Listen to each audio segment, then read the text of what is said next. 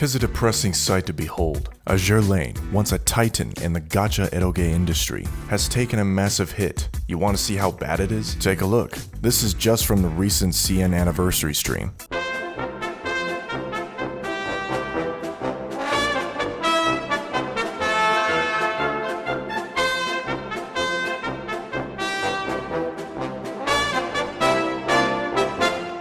I mean, look at this crap. They've slapped blinding mist all over most of the characters, rendering it pointless. What's the logic here? Why is this censored while that isn't? It's disheartening, my friends, whether you play the game or not. What happened? How did a game known for its revealing characters end up in this sorry state?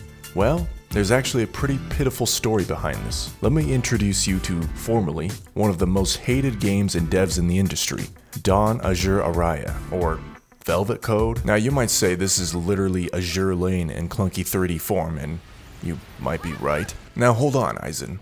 Why are we just dumping on a random gacha for no reason? Oh, trust me. There was every reason to dump on this game after knowing what they did. You know, one of those rare times when the entire community comes together? Whatever differences that global, China, or Japan had, we put them aside to roast a common enemy. No amount of compensation is going to compensate for how bad this is for the CN bros who actually enjoyed glorious shipfu designs. It sucks. A fucking man-child company couldn't take criticism and resorted to a childish tactic of crying to their daddy.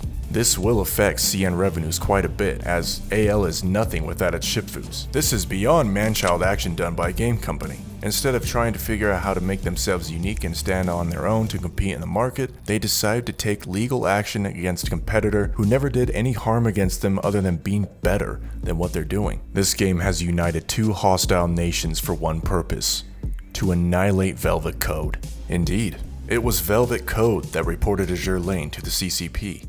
To be fair, I think some people are getting the misunderstanding. I think in most cases, the Chinese government actually don't care, but Azur Lane is getting reported by either, unethical competitors or, random players that are salty. And Chinese government are really responsive to people reporting this type of stuff because it's free political achievement for the officials. For the most part, they don't care, but if you get reported, they will always take action, no matter how small it is.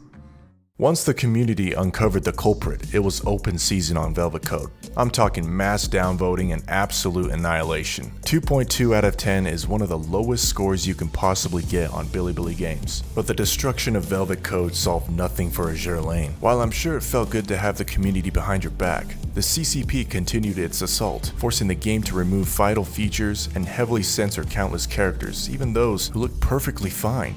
But Azur Lane doesn't have a huge background. They came from a small city. The devs don't have a lot of funding to bribe the officials. They're kind of like a big target.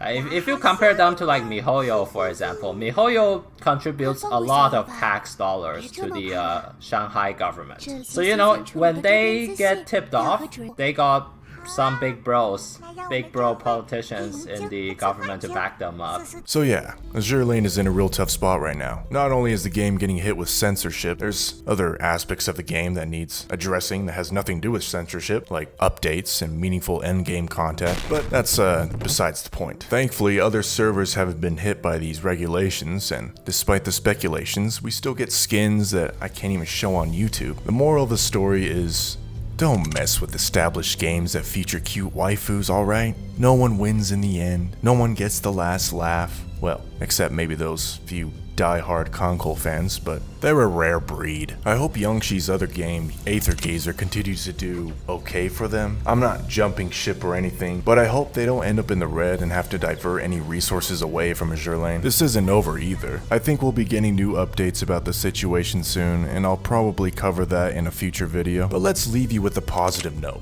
Azur Lane ain't dying anytime soon, and the fact that it's 6 years old and still kicking ass means there's a beast of a community supporting it. And when I say beast of a community, I mean a horde of horny single men.